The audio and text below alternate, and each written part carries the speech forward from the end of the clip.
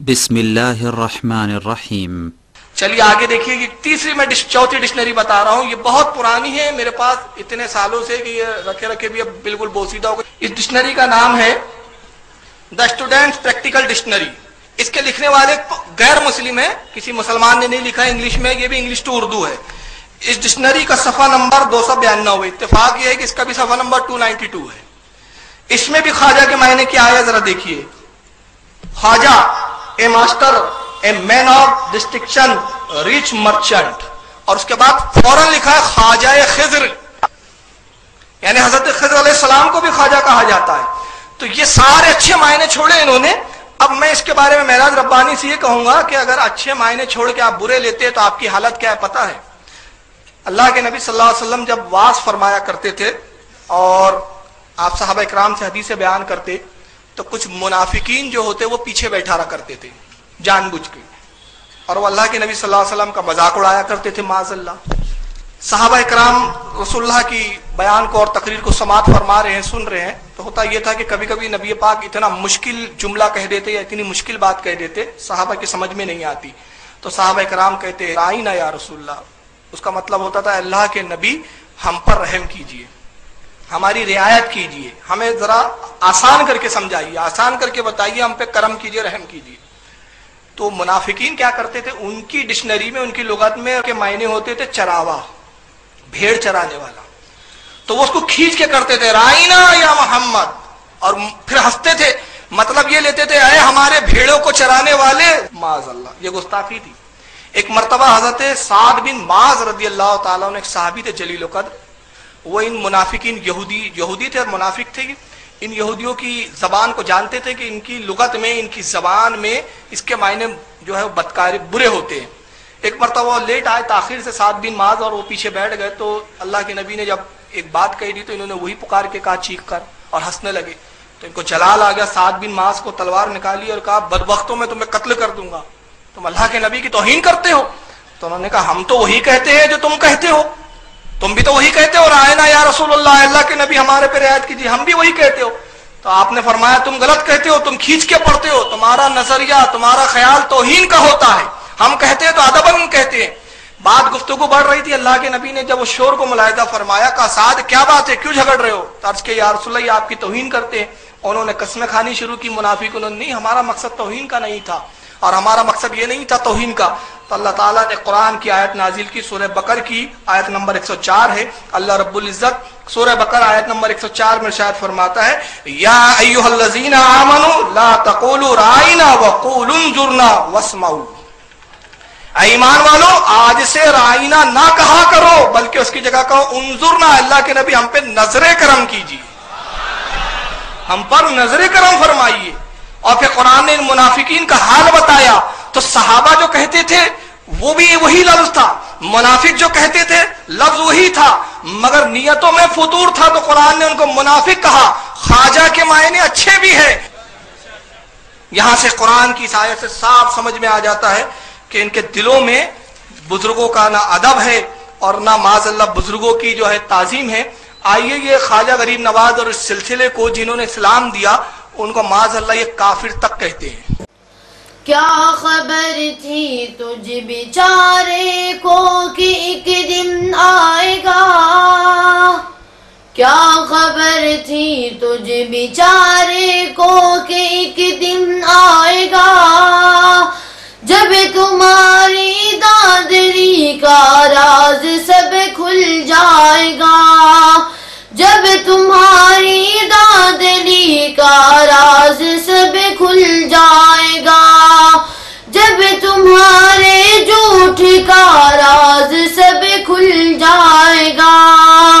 جب تمہارے جھوٹ کا راز سب کھل جائے گا۔ اس میں ایک تو آپ یہ نوٹ کریں گے کہ اس میں اس کلپ میں کہاں کٹ پیسٹ ہوئی ہے، دوسرا خواجہ کی لغوی تشریح سنیں اور اندازہ کریں کہ معراج خواجہ معین الدین چشتی کی شان میں گستاخی کر رہا ہے۔ وہ قول شاعر آج تو کرنے چلا ہے احمقانہ جستجو، آج تو کرنے چلا ہے احمقانہ جستجو، دل کو تیرے کون سے فتنے کی ہے پھر آرزو،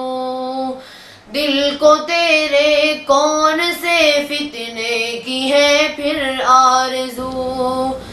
بزرگوں کی شان میں ہے تیری یہ گستاخیاں، بزرگوں کی شان میں ہے تیری یہ گستاخیاں، منتظر ہے تیرے استقبال کو رسوائیاں، منتظر ہے تیرے استقبال کو رسوائیاں۔ یہ معراج ربانی جھوٹا بھی ہے،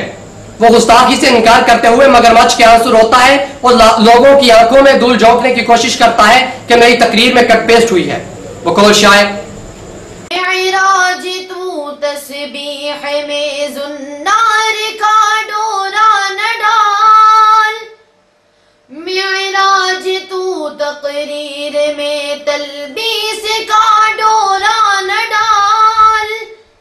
یا بزرگوں کا برم رکھ، یا رکھ اپنا ہی برم، یا رکھ بزرگوں کا برم، یا رکھ اپنا ہی برم۔ یہ جھوٹ معراج انڈیا نے جدہ میں بیٹھ کر بولا، لہذا شاعر نے کہا: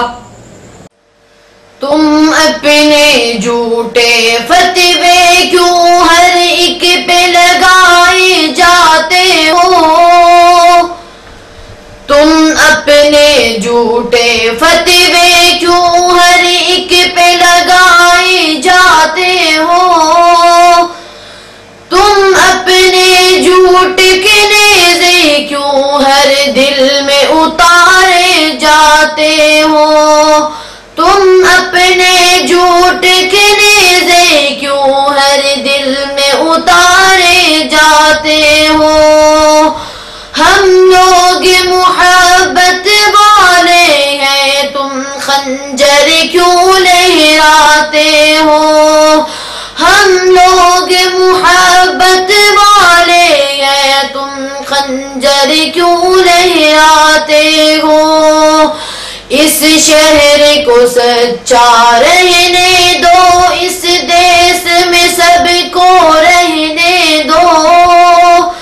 اس شہر کو سچا رہنے دو، اس دیس میں سب کو رہنے دو، ہم پالن ہار ہیں پھولوں کے تم کانٹے کیوں بچھواتے ہو، ہم پالن ہار ہیں پھولوں کے تم کانٹے کیوں بچھواتے ہو۔ محترم سامعین، یہ شخص علم سے بھی کوڑا ہے، اس نے خواجہ کا معنی کر کے جو حرزہ سائی کی، اس کی حقیقت بھی آپ صاحب پر واضح ہو چکی، اور خواجہ کو مفہوم اور معنی پر تفصیلی گفتگو آپ نے سن لی۔ محترم سامعین، ذرا غور کریں اس میں آج ہندوستانی کے سامعین و مداحین بزبان حال کیا شعر پڑھ رہے ہیں۔ بہت میں نے سنی ہے آپ کی تقریر مولانا، بہت میں نے سنی ہے آپ کی تقریر مولانا، یہ لگتی ہے میرے سینے میں بند کر تیر مولانا، بہت میں نے سنی ہے آپ کی تقریر مولانا، یہ لگتی ہے میرے سینے میں بند کر تیر مولانا، نہیں میں بول سکتا جھوٹ اس درجہ جٹھائی سے، نہیں میں بول سکتا جھوٹ اس درجہ جٹھائی سے، یہی ہے جرم میرا اور یہی تقصیر مولانا، یہی ہے جرم میرا اور یہی تقصیر مولانا۔ محترم سامعین،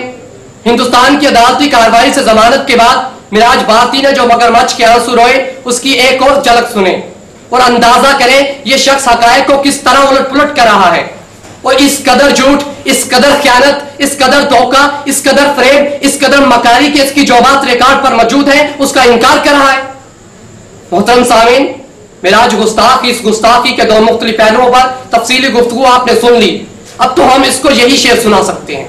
نہ فریب دے سکے گی ہمیں اب تیری خطابت،